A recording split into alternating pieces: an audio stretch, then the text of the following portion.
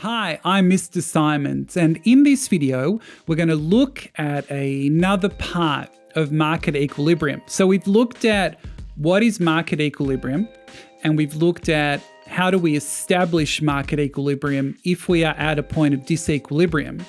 Our third part here is that we're going to look at what happens when market equilibrium changes. What happens when demand or supply move, and then we have to establish a new market equilibrium. So if you haven't watched the other two videos, I strongly recommend you do. Links are in the description. It'll be very helpful to give you the foundational knowledge you need to really understand what we're going through in this video. But if you're ready to go, if you've got that knowledge already, then I'm ready to build on it with you, and let's get started. So what we're going to do in this video is we're going to look at 4 situations. We're going to say if we start at equilibrium, we start at that magical point A that I keep talking about, what happens when there is an increase in demand or a decrease in demand? How does market equilibrium get re-established? And then what happens if we start again from that point A, if there is an increase in supply or a decrease in supply? What happens then from that point A? Where is that new market equilibrium established? So what we'll do is we'll go to the whiteboard, the electronic whiteboard, obviously, and we'll go through those 4 situations. We'll start with demand and then we'll move to supply. So let's go there. Okay, so let's start with demand, and we've got 2 market equilibrium graphs here, and you can see that I've drawn the market equilibrium points at A and the price equilibrium and the quantity equilibrium. So let's put an increase in demand on this side and see what happens to market equilibrium. So we know that an increase in demand is caused by a factor other than price. So that has occurred, and now demand is going to shift. So let's put our new curve in. So we know that a higher increase in demand, that demand will shift to the right. So we can call that D1. And that what I would do is I would just put an arrow here showing yourself and potentially showing an examiner which way the curve is moving quite clearly. So what we can see here is a couple of things. That we can see that our equilibrium point is no longer at point A because our demand curve has moved. So if we think about it, if we're looking where this purple line intersects the supply curve, that it's actually now at this point. So we'll call this point B, and that's our new equilibrium point. And that our new equilibrium point is going to have a new equilibrium price and quantity. So let's start with price. So we're thinking, okay, we're at point B. Okay, that's the price there. So we're now at P1.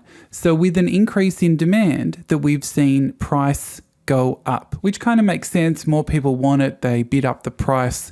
It will go up in the market. And then at the same time, that quantity will rise. That quantity will be higher because more people want it. Price is going up. Firms will produce more, so that Q1 will be our new point. So we can see that with an increase in demand, price has gone up and quantity has also increased. Now we can also see something else. What I'll do is I'll put this in blue. What we can see is that if we just focus our attention on the supply curve for a second, can you see, so this whole line is supply curve. If we're thinking about this shift from A to B, that we used to be at point A on the supply curve, and now we're at point B. And we can see here is that this blue line, and I'll just bring it over here, that this represents a movement along the supply curve. The supply curve is not shifting, that we've seen a shift in the demand curve. So that what we've seen here is that this movement from A to B is an expansion of supply, which makes sense because as the price goes higher, firms will be more likely to supply more goods and services to try and increase revenue. So that what we're seeing is that we get an increase in demand and also we get an expansion of supply. Okay, so that's the shift, that our old equilibrium was point A and our new equilibrium is point B. So that's our increase in demand. Let's move across to now a decrease in demand. So everything's set up as it was. Let's get our purple back And so what we're thinking about, okay, so when there's a decrease in demand, that demand will shift the other way. So let's say that our demand curve now looks like this, and that is D1. And again, I would also put that arrow just signifying to myself, to the examiner, maybe to your friends, who knows, that that's the way that the curve is actually moving. So our starting equilibrium point is point A, where demand and supply intersect. Can you see here that where demand and supply intersect now is actually going to be here, which is point B. And so what I'll do is I'll now just establish the new equilibrium price and quantity. So I've got P1 and I've got Q1. So when there is a decrease in demand, when people want less, then price is going to fall and quantity is also going to fall. That people want less in the marketplace. So that kind of makes sense there. So just a decrease in demand. And that if we then shift our attention over to the supply curve, and we'll grab our blue pen again. So if we're now thinking about the supply curve doesn't shift, but if we move from point A to point B, that supply is going that way. Supply is getting smaller.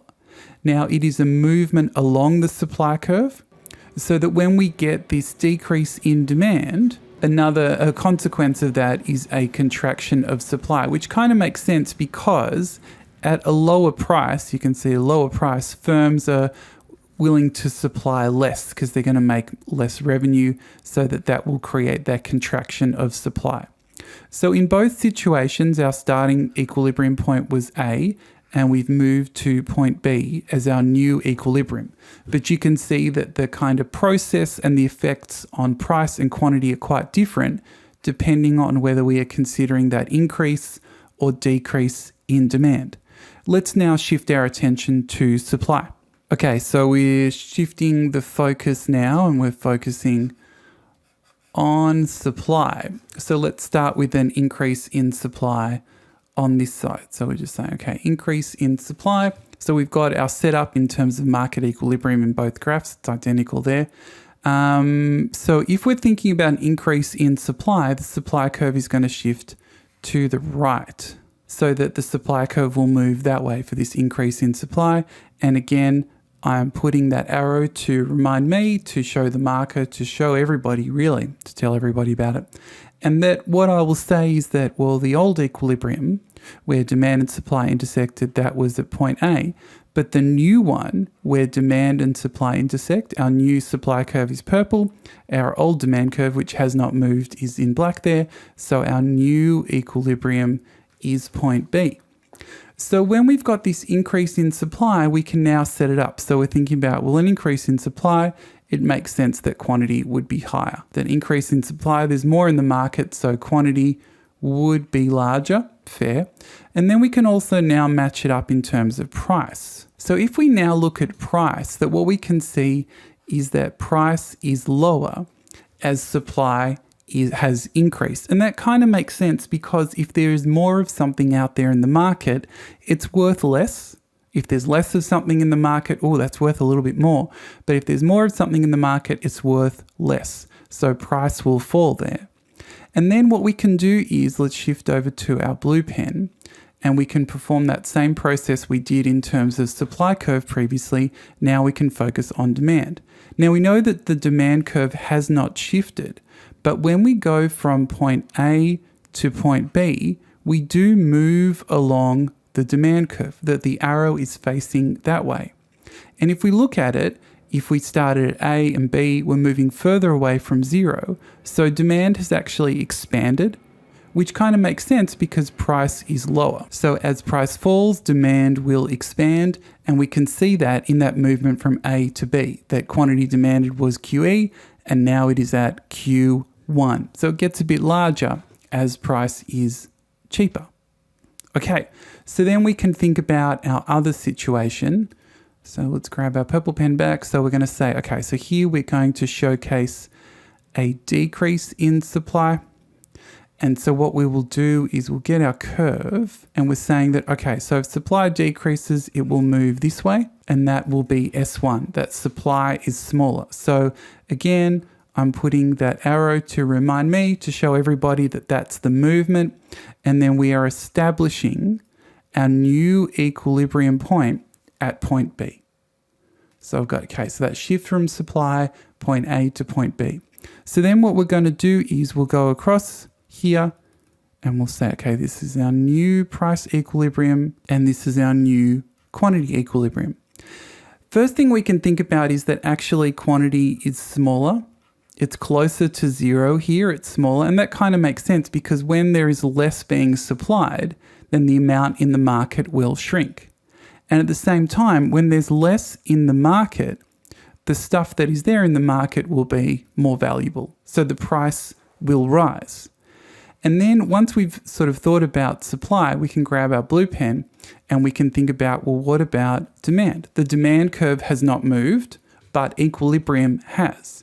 So if we think about it, okay, so demand used to be at point A and now it's at point B. So we're going that way. And that actually, as price is going up, demand is going to get smaller. We're moving closer to zero here. So that what we can say is that as price rises in this example, when supply falls, that demand will contract. Demand will get smaller due to that increase in price. And so this very much shows that increase and decrease in supply and how market equilibrium will shift and how demand will also be affected.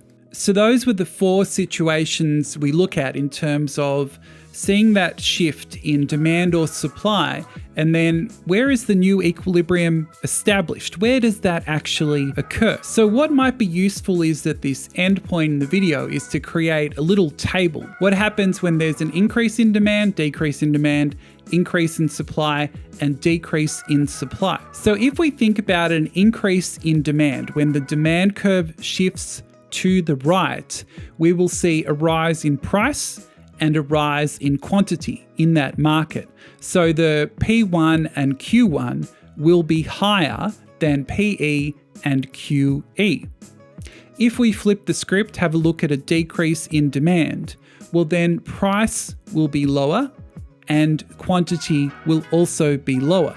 So P1 and Q1 will be lower than PE and QE. When we get to supply, the relationship is a little bit different. So if we think about an increase in supply, a shift of the supply curve to the right, that more is being produced in the market, well then price will fall because there's more in the market and quantity will rise because there is more in the market.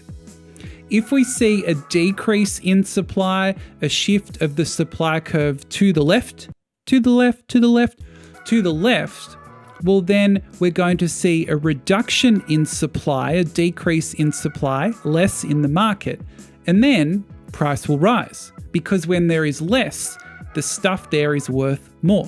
So we will see a rise in price, but a decrease in supply. So that really covers shifts in market equilibrium. If you've got any questions, anything that just plain doesn't make sense or things you would like to clarify, please put them in the comments. Always happy to reply. And as always, and as always, thank you very much for watching.